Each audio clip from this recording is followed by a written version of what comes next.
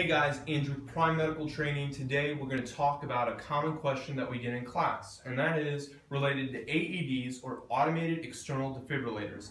These devices are used during CPR to detect abnormal heart rhythms, and when needed, they give a shock to restart the heart. The question we get though is whether or not AEDs can detect a normal rhythm and a pulse, and if so, what it will tell you to do. And so first let me demonstrate what the AED should do.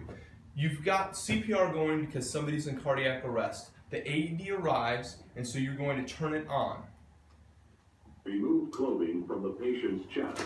It's going to tell you to remove the clothing. Open packet and apply pads onto patient's bare. Press pads firmly on skin. Applying the pads. Press pads firmly on skin. Do not touch the patient. Analyzing heart rhythm. It's checking to see if there's an abnormal heart rhythm. Do not touch the patient. Analyzing heart rhythm. Shock advised. There is an abnormal heart rhythm. It's going to have a flashing light here. Tell everyone to clear. Shocking. Shock delivered. Shock delivered. Begin CPR. We go back to doing CPR. So that's the ideal scenario that we deal with if we're dealing with somebody who needs CPR. However, there are times often when a patient either has a flat line, which we call a systole, or they've got a normal rhythm and pulse. And so the answer to the question is an AED does not detect those two things, a flat line or a regular rhythm.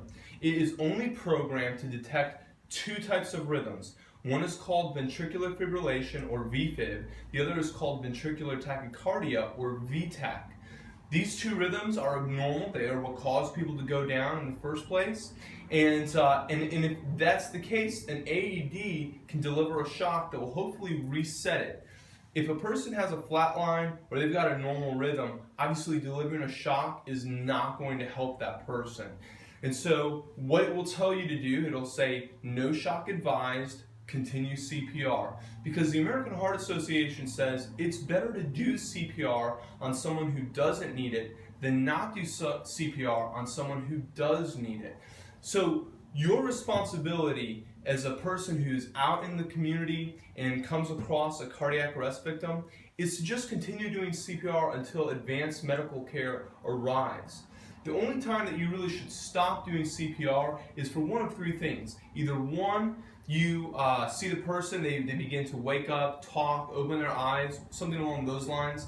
Two is if advanced medical help arrives. And three is if you are so physically exhausted that you cannot continue any longer.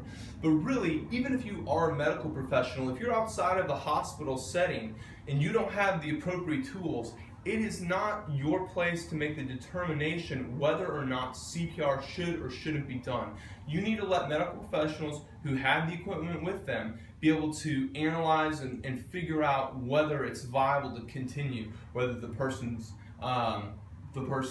is still in a bad rhythm, or whether they've actually come back, they have a pulse and a good rhythm. That's for somebody who has more advanced equipment. The AEDs are not programmed for that. So if you have any other questions about AEDs, CPR, or anything in between, I'd love to hear from you. This is Andrew with Prime Medical Training.